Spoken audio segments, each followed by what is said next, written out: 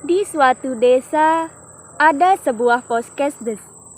Di poskesdes tersebut ada satu bidan dan satu asisten, yaitu bidan Yunita dan asisten Linda sebagai bidan Linda yang bertugas di sana. Suatu pagi, bertemulah mereka di puskesdes tersebut dan terjadilah percakapan. Halo Mbak Yun, selamat pagi. Pagi. Mbak udah sarapan apa belum? Belum. Nah, kebetulan saya bawa bekal nih. Apa nih? Makan samaan yuk. Ayo. Kenapa belum sarapan Mbak Yun? Tadi kesiangan jadi nggak sempat masak. Bawa apa nih? Nah, kebetulan saya bawa bekal nih. Kita makan samaan. Pada yuk. saat mereka sedang asik ngobrol sambil menikmati sarapan pagi, datanglah sepasang pasangan muda yang ingin konsul ke ibu bidan. Kemudian terjadilah percakapan antara pasangan muda dengan ibu bidan.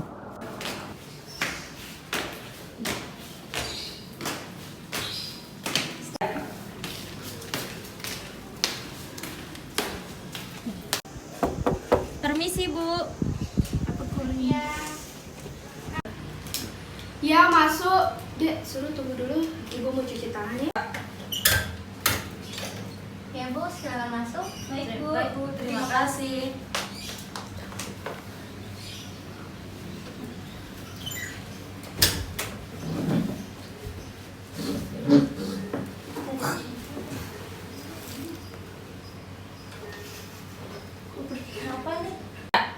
Duduklah Andin dan Al di depan meja bidan Yunita. Sementara bidan Linda memanggil bidan Yunita. Tidak lama, datanglah bidan Yunita seraya berjalan ke bangkunya dan bertanya kepada kedua pasangan tersebut, yaitu Al dan Andin. Iya, kenapa? Jangan malu-malu. Sebenarnya kami berdua bukan sepasang suami istri, Bu. Tapi ini pacar saya, Bu, namanya Andin. Iya. Oh, pacarnya? Oh, belum nikah. Jadi sekarang ini masih sekolah, mahasiswa atau udah kerja? Masih mahasiswa, Bu. Oh, mahasiswa. Jadi catin ini ya? Bukan, Bu. Kami kesini ingin konsul tentang kehamilan pacar saya. Saya berniat ingin menggugurkan janin, Bu. Kok mau digugurin? Kan bukannya mahasiswa itu sudah boleh ngambil cuti. Ini ya Bu, kita kan masih baru mahasiswa, jadinya kita belum siap untuk menikah, tapi kita itu udah melakukan hal yang gitu dah, jadinya udah hamil, tapi Terus? kita mau aborsi. Sekarang mau aborsi. Ya, Bu. Iya Bu. Jadi gini ya Mbak, Mas, kalau aborsi itu bentar dulu. Oh, jadi ini mau aborsi ya? Iya Bu. Jadi gini Mbak, Mas, untuk aborsi itu bukan wewenang saya sebagai bidan karena itu sudah ada peraturan perundang-undangannya. Kalau boleh tahu mohon izin ya, kenapa Mbak sama Masnya mau menggugurkan, sedangkan kan ini sudah mahasiswa. Mahasiswa itu kan sudah bisa mengambil cuti. Kalian bisa membesarkan anak kalian.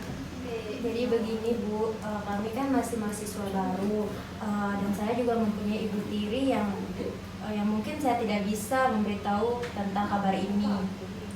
Saya sih juga nggak mau gugurin anak ini, tapi kan kita sama-sama mahasiswa baru gitu, belum siap untuk jalan ke depannya mempunyai anak.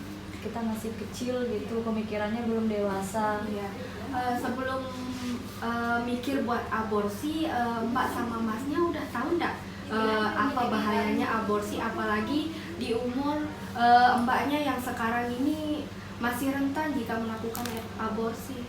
Nggak tahu. Apa ya Mbak? Jadi gini Mbak, Mas, di sini saya panggil adik aja ya, soalnya masih semester awal kan ya? Iya Bu. Ya. Jadi gini Dek, saya jelaskan sedikit mengenai aborsi. Aborsi itu tindakan untuk mengakhiri kandungan. Nah, mengakhiri kandungan itu tidak hanya sebentar saja, tetapi ada efek samping yang dialami. Contohnya yaitu yang di fisik, mengalami rahim yang sakit, mengalami vagina yang sakit, merasakan mual muntah, pendarahan, itu yang fisik. Tetapi tidak hanya fisik yang dialami, psikologisnya juga dialami seperti rasa takut, rasa malu, rasa bersalah juga. Jadi bagi saya, untuk kalian ini, menurut saya bidan, jadi untuk remaja kayak Mbak siapa, mohon maaf, siapa namanya? Mbak Andi. Jadi untuk adik Andi ini sangat bahaya gitu. Juga aborsi ini jika dilakukan dengan cara yang salah bakalan fatal. Tidak hanya dirasakan pada saat setelah aborsi saja. Memang setelah aborsi itu 4 atau sampai 6 minggu bakalan kembali head kembali. Tetapi selanjutnya itu yang kalian alami itu kesuburan untuk pasti nanti kalau udah menikah ingin mempunyai anak kan. Nah, nanti kesuburannya itu terganggu. Jadi saya bisa mungkin sedikit ya yang saya kasih tahu kepada adik-adik ini supaya mengerti gitu. Jadi tidak semudah itu untuk mengatakan aborsi. Terus untuk solusinya gimana nih, Bu? Jadi saya sebagai bidan menyarankan adik-adik untuk memberitahu orang tua masing-masing. Kalau boleh tahu, orang tuanya sudah tahu mengenai hal ini? Belum tahu, Bu. Belum. Ya, mungkin karena kalian masih semester awal, jadi takut untuk memberitahu orang tuanya. Apalagi di masa-masa sekarang ini orang tua susah mencari uangnya. Jadi saya sarankan kalian untuk ngomong dulu ke orang tuanya. Saya yakin orang tua kalian pasti mengerti. Orang tua kalian juga tidak mau jika kalian apalagi adik Andin ini mempunyai kandungan. Pasti ibunya tidak ingin anaknya menggugurkan kandungan di anaknya, seperti itu. Jadi dijelaskanlah kepada orang tuanya. Jadi adik-adik itu tidak boleh langsung mikir mau aborsi. Kan adik siapa namanya? Ya. Jadi adik Al ini kan sudah berani melakukan, jadi harus berani bertanggung jawab juga kepada pacarnya. Masa sudah pacaran tidak bertanggung jawab? Jadi tadi kan adik Al juga bilang mempunyai ibu tiri. Kalau emang ibu tirinya tidak mau ngomong sama bapaknya, kasih tahu bapaknya. Adik Andin juga kasih tahu ibunya, bapaknya. Saya rasa bakal mengerti daripada kalian membunuh janin yang ada di dalam kandungan kalian. Itu tidak boleh. Dijawab ya. Nanti jika orang tua kalian berdua tidak mau menerima kenyataan ini dan tetap kekeh dari salah satu pihak keluarga menginginkan tetap anak ini diaborsi, mungkin boleh orang tuanya ketemu dengan saya mungkin akan menjelaskan kembali apa bahayanya untuk aborsi, apalagi untuk seumur kalian ini. Jadi saya rasa orang tua itu bakalan mengerti.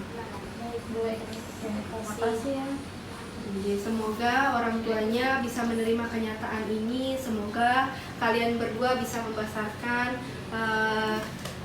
bayi yang ada di kandungannya Dek Andin. Semoga besar. Jadi kita kan tidak tahu bayi yang dalam kandungannya, siapa tahu nanti bisa jadi dokter, bisa jadi presiden gitu.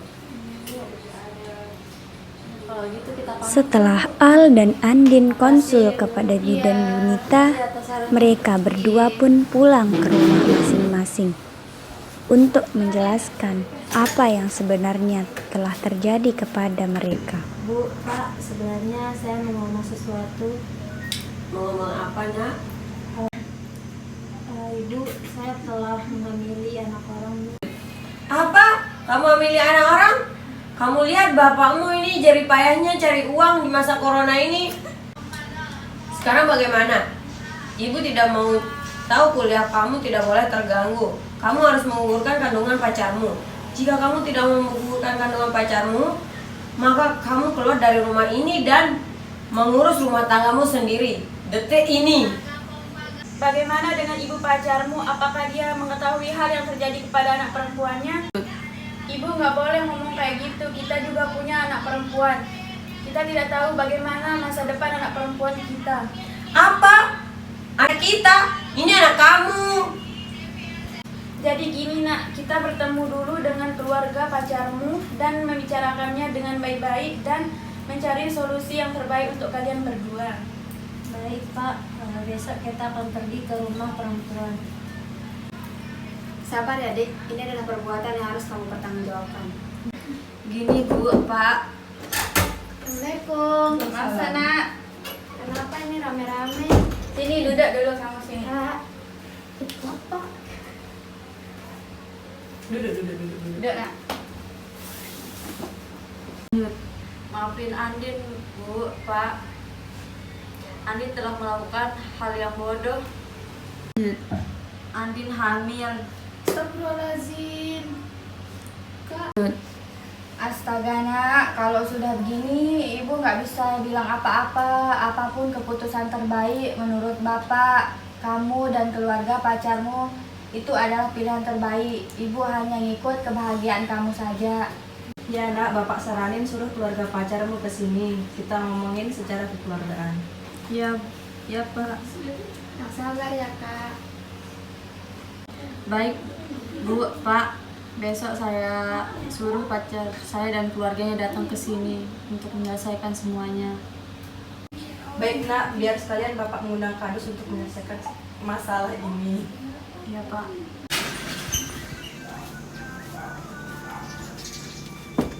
Assalamualaikum. Waalaikumsalam. Silakan masuk Pak. Silakan pak, bu. Misi. Ini tante ada sedikit oleh-oleh dari kampung. Astaga mbak, repot-repot. Makasih ya. Apa ini? Anak lanjutannya, apakah kita langsung nikahkan saja? Baik, kalau sudah kayak begitu keputusannya lebih baik kita nikahkan saja. Bagaimana Pak Kadus? Baik, jika ini keputusan dari kedua belah pihak, maka saya akan mengurus data yang akan kita persiapkan untuk pernikahan. Baik Pak, terima kasih atas bantuannya. Ya, sama-sama Pak. Ini juga sebagian dari tugas saya sebagai kadus di desa ini. Baiklah Pak, saya berserta keluarga saya pamit. Sekali lagi mohon maaf atas kelakuan anak kami. Baik Pak, kami maafkan walaupun itu berat rasanya. Mungkin menurut keluarga kita musibah untuk saat ini, tapi kedepannya kita nggak tahu. Di balik musibah ini mungkin ada hikmahnya. Kita sekeluarga saling memaafkan dan menjalankan semuanya dengan baik. Iya Pak, Bu, saya mengerti. Sekali lagi maafkan kesalahan anak kami. Baiklah Pak, kami pamit. Assalamualaikum warahmatullahi wabarakatuh. Waalaikumsalam warahmatullahi wabarakatuh. Tidak ada